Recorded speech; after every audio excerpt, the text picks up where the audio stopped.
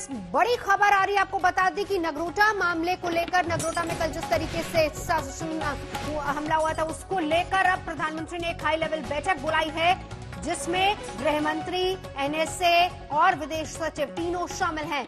ये high level बैठक बुलाई गई है और इसमें खुफिया एजेंसी के अधिकारी भी शामिल हैं। 26/11 पर बड़े आतंकी हमले की साजिश थी, ये खबरें भी मिल पा रही हैं सूत्रों के हवाले से। नगरोटा साजिश को लेकर प्रधानमंत्री ने हाई लेवल बैठक बुलाई है, जिसमें गृह मंत्री, एनएसए, विदेश सचिव सभी लोग बैठक में शामिल हैं।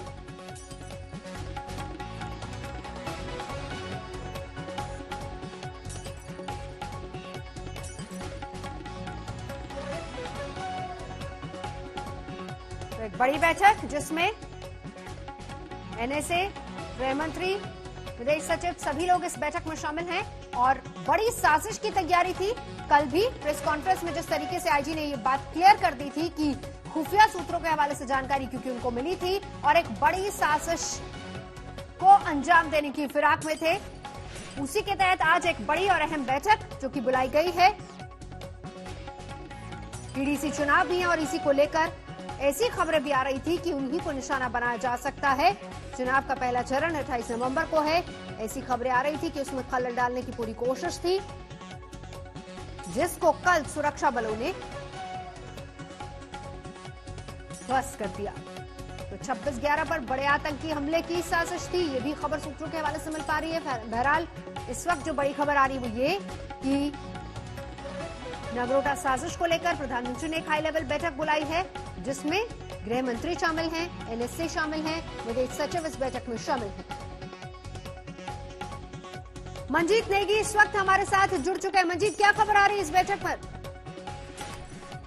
देखिए नवजोत, जो कल नगरोटा में एक बड़े आतंकी हमले को नाकाम किया, उसको लेकर ये बैठक थी। प्रधानमंत्री ने आज सुबह 10 बजे साउथ ब्लॉक में एक बैठक बुलाई थी, जिसमें गृह मंत्री अमित शाह के अलावा एनएसए जी डोभाल, फॉरेन सेक्रेटरी हर्ष सिंगला समेत रॉ, आईबी के तमाम जो बड़े अधिकारी हैं वो मौजूद थे।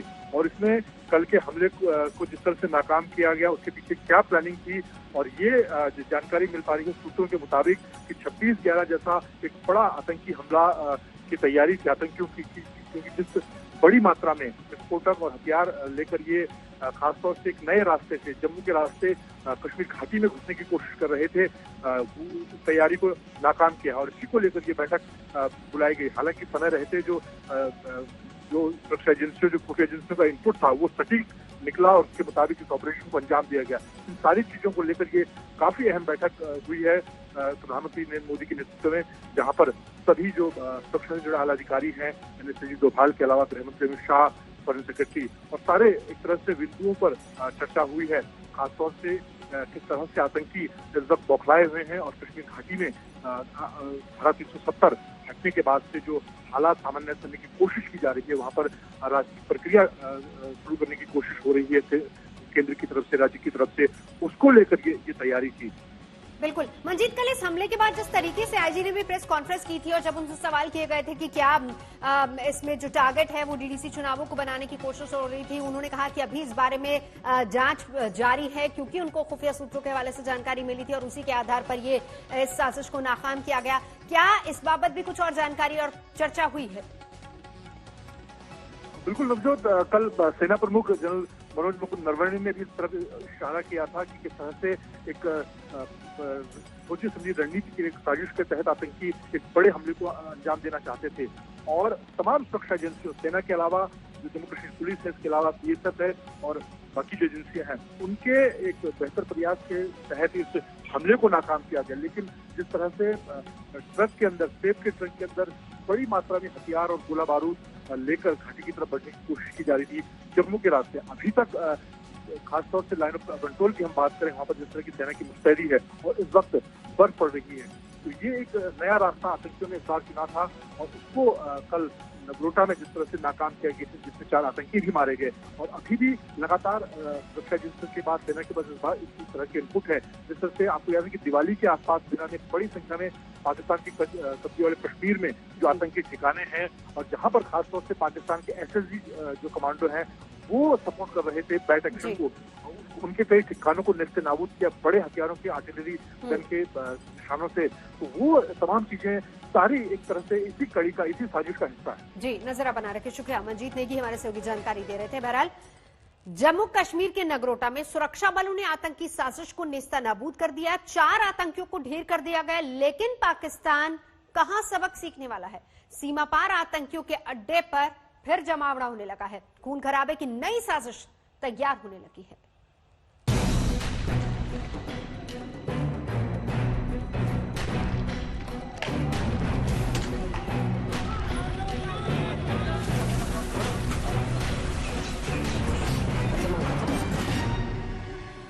AK-47 rifle, 29 hand grenade, 6 UBGL, बड़ी मात्रा में RDX,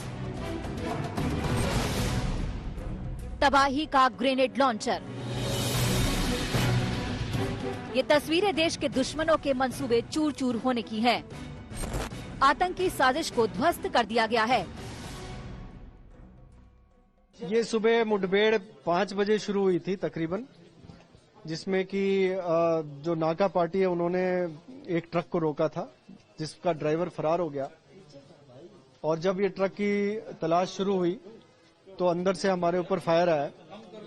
इसकी जवाबी कार्रवाई की गई और इस प्रक्रिया में 4 आतंकवादी मारे गए और उनसे काफी भारी मात्रा में असला बारूद बरामद हुआ। टोटल 4 आतंकवादी मारे गए हैं। जी हाँ, 4 किस आतंकी संगठन से संबंधित है? इनके संभावित ये जैश ए मोहम्मद के थे। तफ्तीश इसमें चल रही है। पाकिस्तान का टेरर प्लान एक बार फिर से धराशायी हो गया। सुरक्षा बलों ने कश्मीर की तरफ बढ़ रहे आतंकवादियों का अंत कर उन्हें उनके अंजाम तक पहुंचा दिया, लेकिन जो सुधर जाए वो पाकिस्तान नहीं हो सकता। ये 11 AK-47 राइफल, 3 पिस्टल, 29 ग्रेनेड और कई सारी और चीजें बरामद हुई हैं। शुक्रिया। तो ये अभी इनकी क्या मंशा थी? कोई बहुत बड़ी वारदात करनी थी इनको, DDC के चुनाव को डिस्टर्ब करना? असला बारूद बरामद हुआ है। ऐसा लगता है कि काफी बड़ी घटना को अंजाम देने के लिए आए थे। साजिश से बाज आ जाना पाकिस्तान ने कभी सीखा नहीं। खुफिया सूत्रों से आ रही खबरें बता रही हैं कि नगरोटा जैसी साजिश का अभी अंत नहीं होने वाला।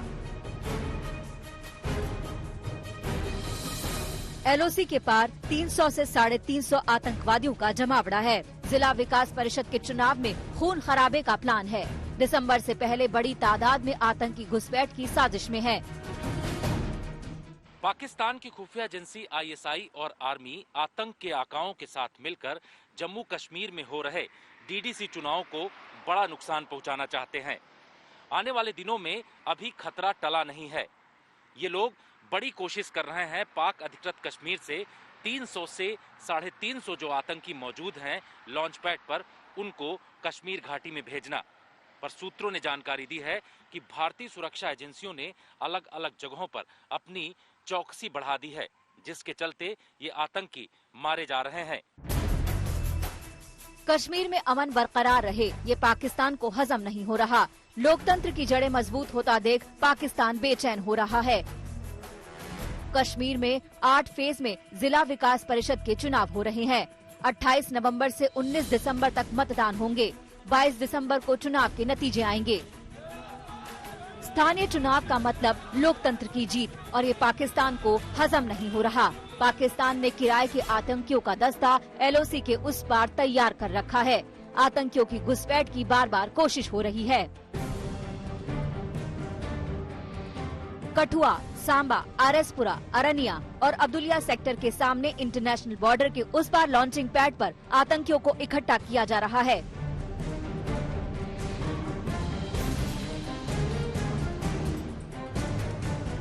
मसरूर बड़ा भाई, सुकमल, चपराल, लूनी में मौजूद लॉन्चिंग पैड के करीब आतंकियों का मूवमेंट नोटिस किया गया है। गुरेज, मचल, तंगधार, केरन और उरी सेक्टर के सामने 20 ऐसे लॉन्चिंग पैड हैं जहां से घुसपैठ की कोशिश पाकिस्तानी आर्मी की तरफ से की जा रही है। केल तेजियन, सरदारी, सोनार, लोसार, शेरखान टॉप, दूध निहाल, ठमुगल जूरा जैसे महत्वपूर्ण लॉन्च पैड हैं जहां इस वक्त आतंकी लाए जा रहे हैं। दिल्ली से जितेंद्र बहादुर सिंह के साथ ब्यूरो रिपोर्ट आज तक। नगरोटा में सुरक्षा बलों ने 4 आतंकियों को तो मार गिराया, लेकिन साजिश में इस्तेमाल ट्रक का ड्राइवर अभी तक फरार है।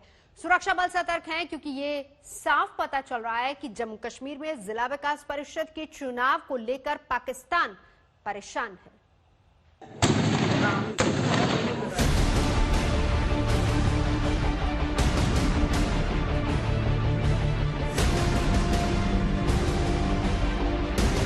मुस्तैदी तो पहले भी थी, लेकिन नगरोटा में आतंकवादियों को ढेर करने के बाद सुरक्षा और दुरुस्त कर दी गई है। जैश ए मोहम्मद के आतंकवादियों ने सेना की वर्दी पहन रखी थी ताकि सुरक्षा एजेंसियों को चकमा देकर निकल जाएं, लेकिन नगरोटा में इनके पाप का घड़ा फूट गया। अब तलाश उस ड्राइवर की है जिसके 1055 नंबर के ट्रक पर सवार होकर ये आतंकवादी आए थे। जो पुलिस और सीआरपीएफ की पार्टी थी उन पे फायर आया और जवाबी कार्रवाई शुरू की गई। धीरे धीरे और भी फोर्सेस ने ज्वाइन किया। एनकाउंटर तकरीबन 3 घंटे तक चला, जिसपे हम पर काफी भारी मात्रा में एम्युनिशन फायर किए गए, ग्रेनेड्स फेंके गए। 2 पुलिस के कांस्टेबल्स हमारे जख्मी हुए हैं, जो अभी आउट ऑफ डेंजर हैं।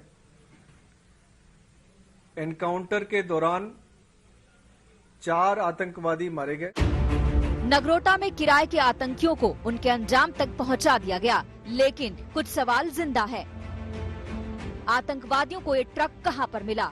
आतंकियों से ट्रक ड्राइवर की मिली भगत थी। फरार ट्रक का ड्राइवर कब पकड़ा जाएगा? क्या आतंकवादियों ने ट्रक को हाईजैक किया था?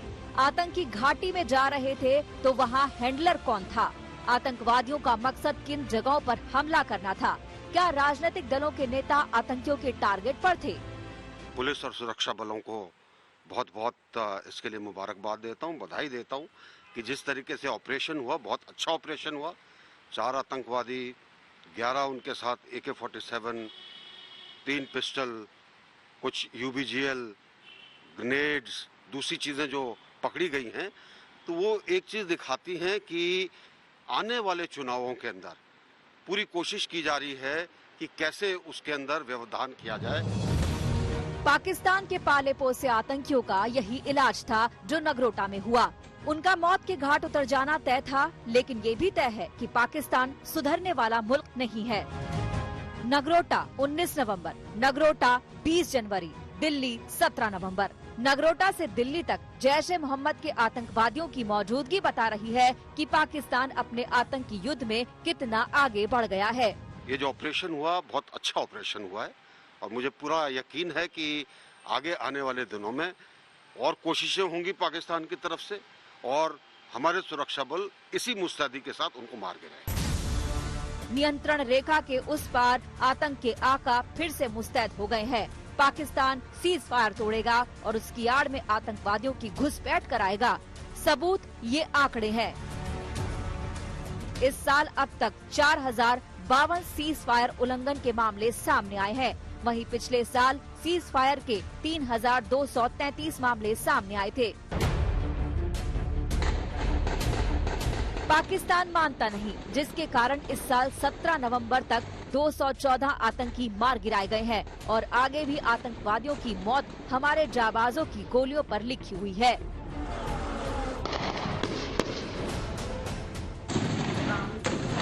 नगरोटा से सुनील जी भट्ट और दिल्ली से जितेंद्र बहादुर सिंह के साथ ब्यूरो रिपोर्ट आज तक।